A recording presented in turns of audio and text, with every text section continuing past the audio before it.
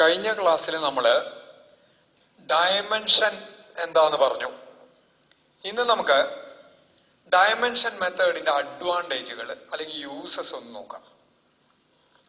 ആദ്യത്തെ യൂസ് എന്ന് പറയുന്നത് to check whether a physical equation is dimensionally correct.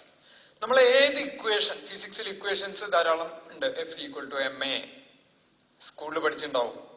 S equals U T plus half A T square, ഇങ്ങനെയൊക്കെ equations ഉണ്ടാവും.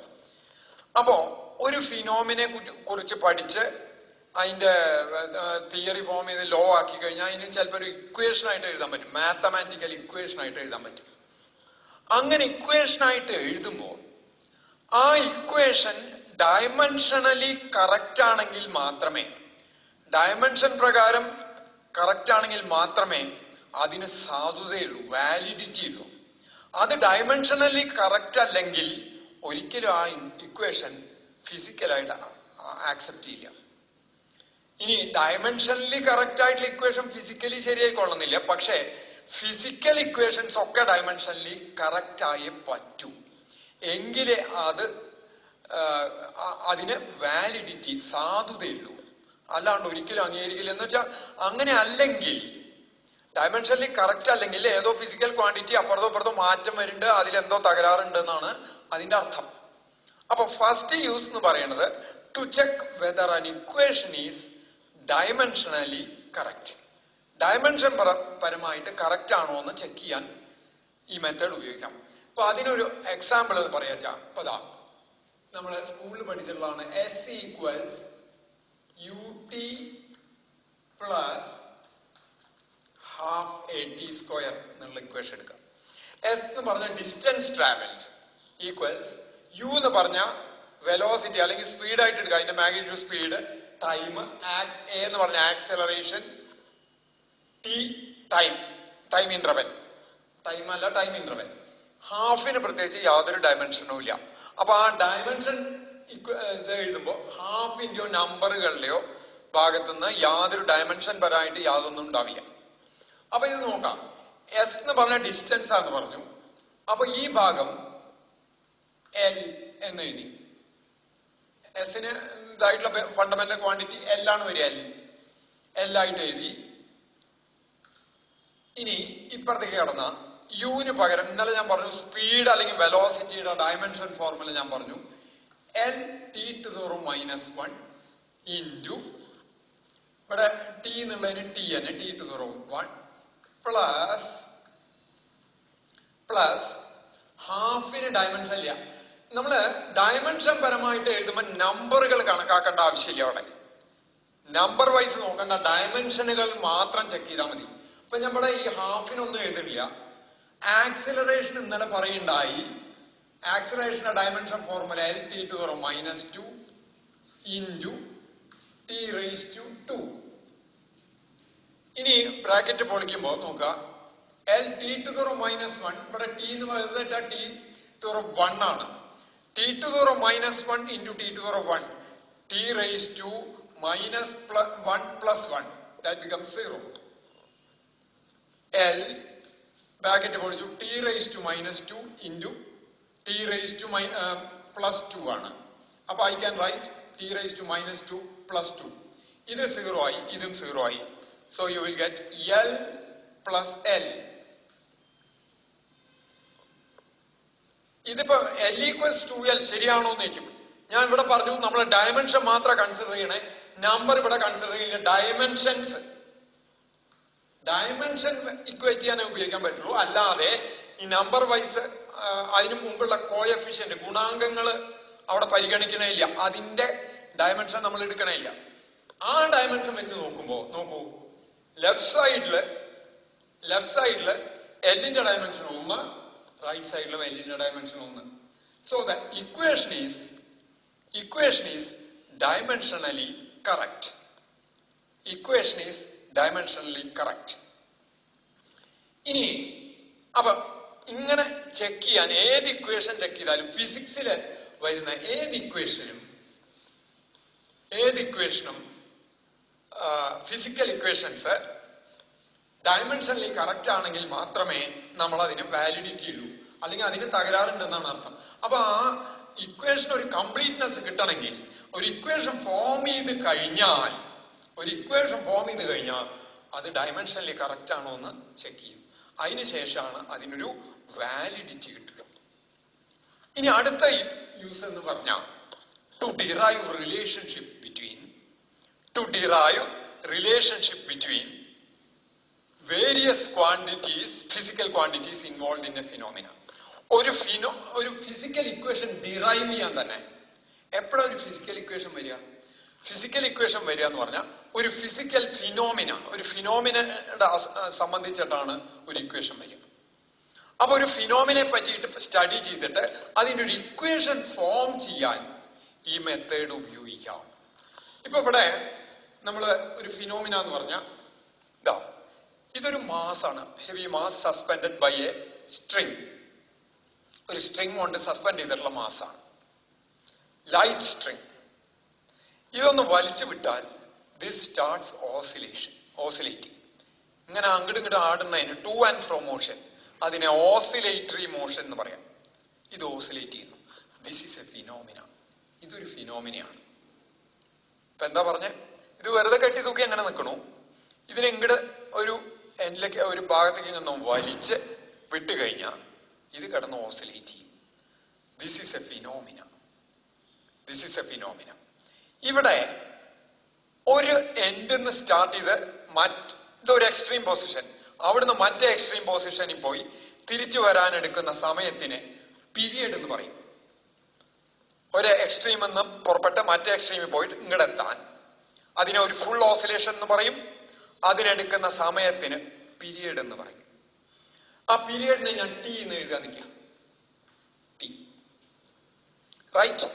അങ്ങനെയാണെങ്കിൽ ഇതൊരു ഫിനോമിനയാണ്. ഇവിടെ പീരിയഡ് ഉണ്ട്, ഇതിന് ഈ ബോബിന് മാസ് ഉണ്ട്. പിന്നെ ഒരു കാര്യം നോക്കുക, ഇത് ഇങ്ങനെ നിൽക്കുമ്പോൾ അനങ്ങാണ്ട് നിൽക്കും. ഇങ്ങോട്ട് പോകുമ്പോൾ ഒരു ഹൈറ്റ് ഡിഫറൻസ് വന്നു. അപ്പൊ താഴത്തേക്ക് വീഴാനുള്ള ഒരു ടെൻഡൻസിയിലാണ്. താഴത്തേക്ക് വീഴാൻ പറ്റില്ല ഈ ചരടുള്ള കാരണം. അപ്പൊ താഴത്തേക്ക് വീഴുന്നതിന് പകരം അത് ചരട് ഇങ്ങോട്ട് വലിച്ച് ഇങ്ങോട്ട് വരികയാണ്. അപ്പൊ അവിടെ ഗ്രാവിറ്റിക്ക് എന്തോ റോളുണ്ട്. ഗ്രാവിറ്റേഷൻ എന്ന് വെച്ചാൽ ആക്സിലറേഷൻ ഡ്യൂ ടു ഗ്രാവിറ്റിക്ക് റോളുണ്ട്. എന്തോ ഉണ്ടെന്ന് മനസ്സിലായി. പിന്നെ ചിലപ്പോൾ ഈ ലെങ്ത്തിന് റോൾ ഉണ്ടാവും. ഈ പോയിന്റ് ഓഫ് സസ്പെൻഷൻ മുതല് ഈ മാസിന്റെ നടുക്കുള്ള പോയിന്റ് വരെയുള്ള ലെങ്തിനെയാണ് ലെങ്ത് ഓഫ് ദി പെൻഡുലം എന്ന് പറയാം. അതിന് ഈ പീരീഡ് ഏതിനൊക്കെ ഡിപ്പെൻഡ് ചെയ്യുന്നുണ്ടാവും?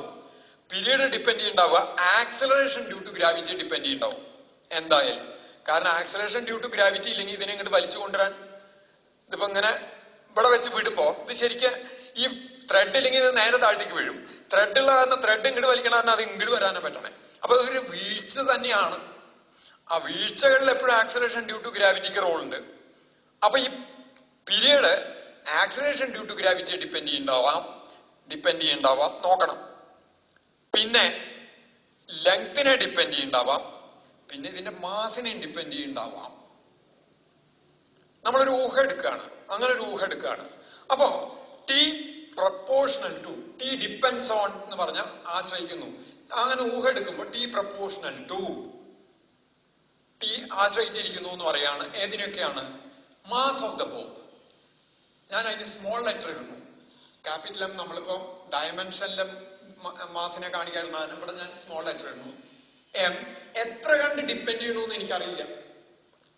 അപ്പൊ എം പവർ എ എന്ന് എഴുതി. ചിലപ്പോ എ എന്ന് പറയുന്നത് 1 ആവാം. ചിലപ്പോ മാസ് കൂടുന്തോറും പീരീഡ് കുറയാണെങ്കിൽ ഇത് -1 ആവാം, അല്ലെങ്കിൽ -2 ആവാം, എനിക്കറിയില്ല. അപ്പൊ ഞാൻ എം പവർ എ എന്നിട്ടു. പിന്നെ എന്തിനെ ഡിപ്പെൻഡ് ചെയ്യുന്നുണ്ട്? ലെങ്തിനെ ഡിപ്പെൻഡ് ചെയ്യുന്നുണ്ടെന്ന് ഒരു ഊഹ എടുക്കാണ്. L power B. പിന്നെ acceleration due to gravity that is represented by the letter G. G power ജിയെ എങ്ങനെ ഡിപ്പെൻഡ് ചെയ്യണമെന്ന് എനിക്കറിയില്ല. ജി പവർ സി എന്ന് എഴുതി. ഇനി കഴിഞ്ഞ ക്ലാസ്സിൽ നമ്മൾ പറഞ്ഞു ഇങ്ങനെ പ്രൊപ്പോർഷണാലിറ്റി വന്ന അത് റിമൂവ് ചെയ്യാൻ നമുക്കൊരു കോൺസ്റ്റന്റ് വെച്ച് മൾട്ടിപ്ലൈ ചെയ്താൽ മതി. K M power A L power B G power C. ഇങ്ങനൊരു ഇക്വേഷൻ ആണ് നിൽക്കുക. ഇത് ഫിസിക്കൽ ഇക്വേഷൻ ആയിട്ട് എടുക്കുകയാണെങ്കിൽ dimensionally it should be correct. Principle of homogeneity of dimension അംഗീകരിക്കണം എന്ന് വെച്ചാൽ either side of equation dimensions must be same ആയിരിക്കണം. അപ്പൊ ലെഫ്റ്റ് ഹാൻഡ് സൈഡിലെ ഡയമെൻഷനും റൈറ്റ് ഹാൻഡ് സൈഡിലെ ഡയമെൻഷനും ഇക്വേറ്റ് ചെയ്താൽ സെയിം ആയിട്ട് കിട്ടണം. അങ്ങനെ ഇക്വേറ്റ് ചെയ്തിട്ട് നമുക്ക് എയുടെയും ബിയുടെയും സിയുടെയും വാല്യൂസ് കണ്ടുപിടിച്ച് എ ബി സിക്ക് കൊടുത്താൽ നമുക്ക് ഈ സിറ്റുവേഷനിൽ ഒരു ഇക്വേഷൻ കിട്ടൂലോ. അതിനാണ് ഞാൻ ശ്രമിക്കുന്നത്. അപ്പൊ എന്റെ ഉദ്ദേശം എന്താ, ഇതിന് 1 കൊടുത്തു, എ ബി സിയുടെ വാല്യൂസ് കണ്ടുപിടിക്കുക. എങ്ങനെ കണ്ടുപിടിക്കുക? Method of dimension. എന്ത് method of dimension? Principle of homogeneity. രണ്ട് ഭാഗത്തും ഇക്വേറ്റ് ചെയ്യുമ്പോൾ സെയിം വരണം.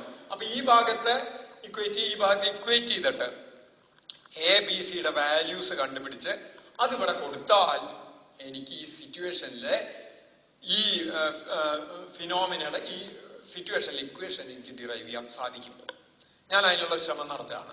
അപ്പോ ഇത് നോക്കൂ, ഇതിലെല്ലാം എമ്മും എല്ലും ഫണ്ടമെന്റൽ ക്വാണ്ടിറ്റീസ് ആണ്, പക്ഷെ ജി ഫണ്ടമെന്റൽ അല്ല.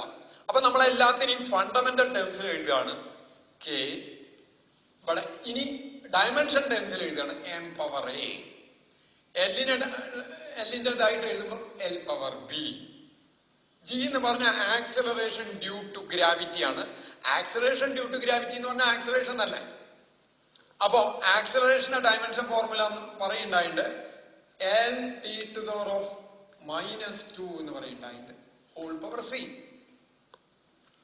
ഇനി ആ ബ്രാക്കറ്റ് പൊളിച്ച് എഴുതുമ്പോ M power A L power B.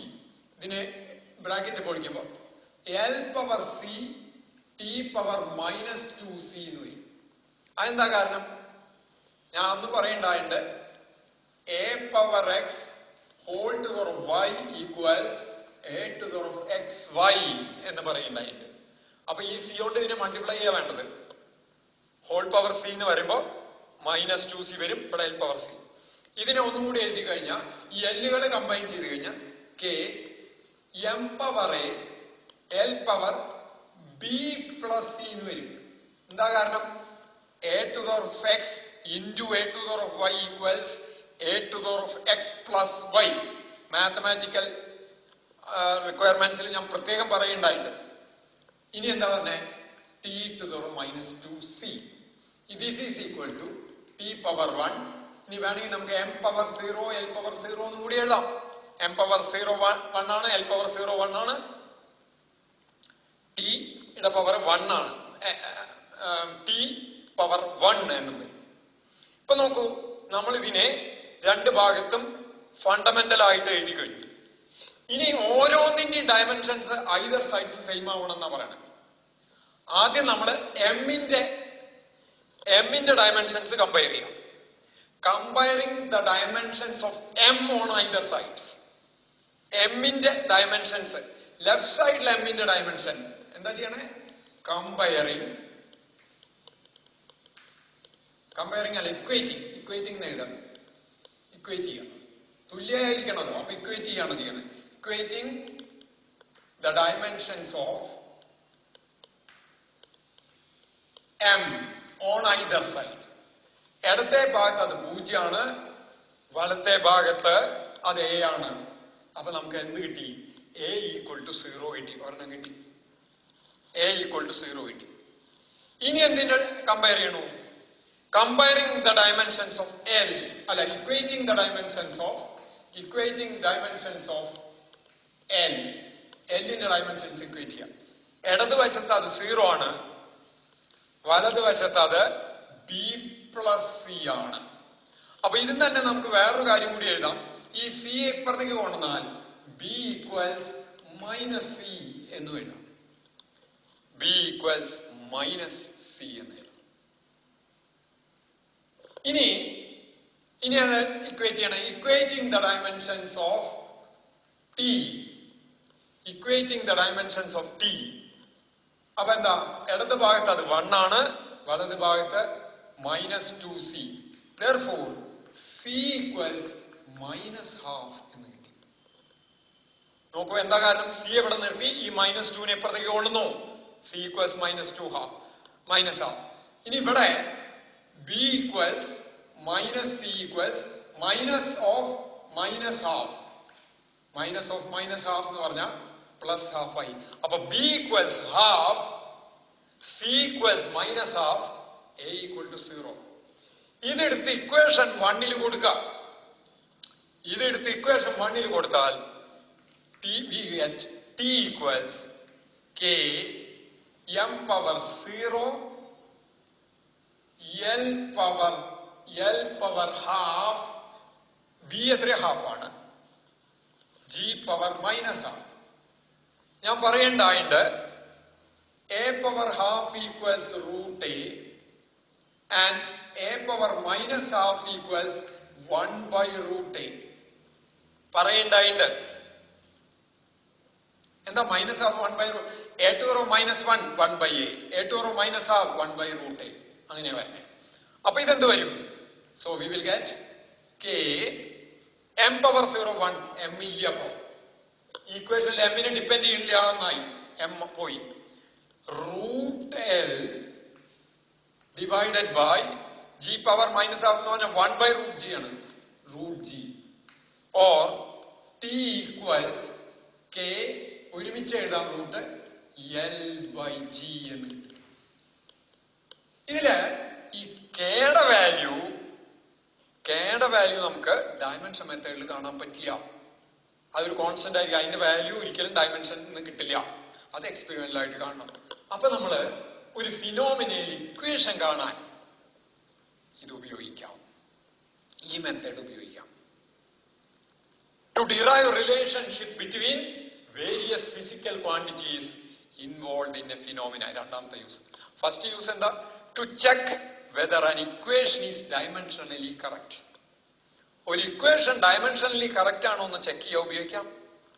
രണ്ട്, ടു ഡിറൈവ്, ഉണ്ടാക്കിയെടുക്കാൻ, relationship between various physical quantities involve in a phenomena. ഒരു ഫിനോമിനയിൽ ഇൻവോൾവ് ആയിട്ടുള്ള വേരിയസ് ഫിസിക്കൽ ക്വാണ്ടിറ്റീസ് തമ്മിലുള്ള ബന്ധം ഡിറൈവ് ചെയ്യാൻ നമുക്ക് ഈ മെത്തേഡ് ഉപയോഗിക്കാം. അപ്പോ ഈ രണ്ടാണ് മെയിൻ ആയിട്ട് വരുന്ന അഡ്വാൻറ്റേജസ് ഓഫ് ഡയമെൻഷൻ മെത്തേഡ്. അപ്പൊ ഞാൻ ഡിറൈവ് ചെയ്ത മെത്തേഡ് എന്താ ചെയ്തേ? ആദ്യം ഇത് പ്രകാരം എടുത്ത് ഇതിന് പ്രപ്പോർഷണൽ ആണ് ആ ഫിനോമിനയിൽ ഇൻവോൾവ് ആവാൻ സാധ്യതയുള്ള ഫിസിക്കൽ ക്വാണ്ടിറ്റീസിനെ എഴുതി. അതിന് എത്ര കണ്ട് ഡിപ്പെൻഡ് ചെയ്യണമെന്ന് അറിയില്ല. അപ്പൊ പവർ ഇട്ടിട്ട് ആ പവേഴ്സ് ഒക്കെ അൺനോൺ ആണ്, നമുക്ക് അറിയില്ല. ആ പവേഴ്സ് അങ്ങനെ വെച്ചു. എന്നിട്ട് ആ പ്രപ്പോർഷണാലിറ്റിയെ കോൺസ്റ്റന്റ് വെച്ച് മാറ്റി, മൾട്ടിപ്ലൈ ചെയ്തിട്ട് മാറ്റി. അത് കഴിഞ്ഞ് യൂസിങ് മെത്തേഡ് ഓഫ് ഡയമെൻഷൻ അല്ലെങ്കിൽ പ്രിൻസിപ്പിൾ ഓഫ് ഹോമോജിനിറ്റി, ഒരു ഇക്വേഷന്റെ ഇരുവശത്തുള്ള ഡയമെൻഷൻസ്, ഓരോ ഫണ്ടമെന്റൽ ക്വാണ്ടിറ്റീസിന്റെയും ഡയമെൻഷൻസ് സെയിം ആയിരിക്കണം. ആ പ്രിൻസിപ്പിൾ പ്രകാരം ഇതിനൊക്കെ ഫണ്ടമെന്റൽ ക്വാണ്ടിറ്റീസിന്റെ ടേംസിൽ എഴുതിയിട്ട് ഓരോന്നിന്റെയും ഡയമെൻഷൻസ് ഇക്വേറ്റ് ചെയ്തിട്ട് നമ്മള് ഈ അൺനോൺ ഡയമെൻഷൻസ് ഏതിന്റെ ഇതിലെ ABC-യുടെ വാല്യൂസ് കണ്ടുപിടിച്ചു. എന്നിട്ട് അത് സബ്സ്റ്റിറ്റ്യൂട്ട് ചെയ്തിട്ട് ഇക്വേഷൻ ഫോം ചെയ്യുന്നു. ഇനി നമ്മൾ ഇതിന്റെ ഈ മെത്തേഡിന്റെ വല്ല ഡിസഡ്വാൻറ്റേജ് ഉണ്ടോ, എന്തൊക്കെയാണ്, അതാണ് ഇനി ഡിസ്കസ് ചെയ്യാനുള്ളത്. That we will discuss in the next class. നമുക്ക് ആ ഡിസഡ്വാൻറ്റേജും കൂടി ഇപ്പൊ തന്നെ പറഞ്ഞു നിർത്താം. നോക്കൂ, ഇവിടെ ഇങ്ങനെ റിലേഷൻഷിപ്പ് ഡിറൈവ് ചെയ്യില്ലേ? നമ്മള് ഈ പെൻഡുലത്തിന്റെ കേസില് റിലേഷൻഷിപ്പ് ഡിറൈവ് ചെയ്യുമ്പോ നമ്മള് ഈ പീരീഡ് അതിന്റെ മാസിനെ ഡിപ്പെൻഡ് ചെയ്യണു, ലെങ്തിനെ ഡിപ്പെൻഡ് ചെയ്യണു, ഗ്രാവിറ്റിയെ ഡിപ്പെൻഡ് ചെയ്യണു എന്ന് എടുക്കുകയാണ് ചെയ്തത്. It is a guesswork. ഇത് ചിലപ്പം ഫലിക്കാം, മിക്കവാറും ഫലിക്കാം, ചിലപ്പോൾ ഫലിച്ചില്ല എന്നും വരാം. It is a guesswork which, guess എന്ന് വെച്ചാൽ ഊഹിക്കുകയാണ്. അപ്പൊ ഒരു ഡിസഡ്വാൻറ്റേജ് ഇതാണ്, it is a guesswork which may or may not work. ഈ കേസിൽ ബലവത്തായി എപ്പോഴും അത് ഫലിച്ചോളണം എന്നില്ല. അപ്പൊ അത് അതിന്റെ ഒരു ഡിസഡ്വാൻറ്റേജ് ആണ്. എപ്പോഴും ഏതിലും ഇങ്ങനെ ഒരു ഇതെടുത്തിട്ട് അങ്ങോട്ട് പ്രൊസീഡ് ചെയ്താൽ, നമ്മൾ ഇന്നതിനെ ഡിപ്പെൻഡ് ചെയ്യണോ എന്ന് ഒരു ഗസ് ചെയ്തിട്ട് പ്രൊസീഡ് ചെയ്താൽ എപ്പോഴും ഫലിച്ചോളണം എന്നില്ല. അത് ഇതിന്റെ ഒരു ഡിസഡ്വാൻറ്റേജ് ആണ്. ഇനി ഇപ്പൊ നമ്മൾ ഇവിടെ എടുത്തത് 3 ഫിസിക്കൽ ക്വാണ്ടിറ്റീസ് എടുത്തത്. അതായത് ഈ പീരിയഡ് മാസിനെ ഡിപ്പെൻഡ് ചെയ്യണു, ലെങ്തിനെ ഡിപ്പെൻഡ് ചെയ്യണു, ആക്സലറേഷൻ ഡ്യൂ ടു ഗ്രാവിറ്റിയെ ഡിപ്പെൻഡ് ചെയ്യണു എന്നെടുത്തു. ഇതിന് പകരം ഇത് കൂടാതെ ഇവിടുന്ന് ഇതിനെ മീൻ പൊസിഷൻ എന്ന് പറയും. ഇവിടുന്ന് ഞാൻ ഇങ്ങനെ ആക്കുമ്പോ ഈ മീൻ പൊസിഷനായിട്ട് ഉണ്ടാക്കുന്ന ആംഗിൾ കൂടി കൂടി വരുന്നുണ്ട്. ആ ആംഗിളിനെ ഡിപ്പെൻഡ് ചെയ്യണു എന്ന് പറഞ്ഞെടുത്താൽ, അല്ലെങ്കിൽ ആംഗിളിന്റെ ഏതെങ്കിലും ട്രിഗണോമെട്രിക് ഫംഗ്ഷൻ ആയിട്ട് വരണു എന്ന് പറഞ്ഞെടുത്താൽ അതിന് ഡയമെൻഷൻ ഫോർമുല ഇല്ല.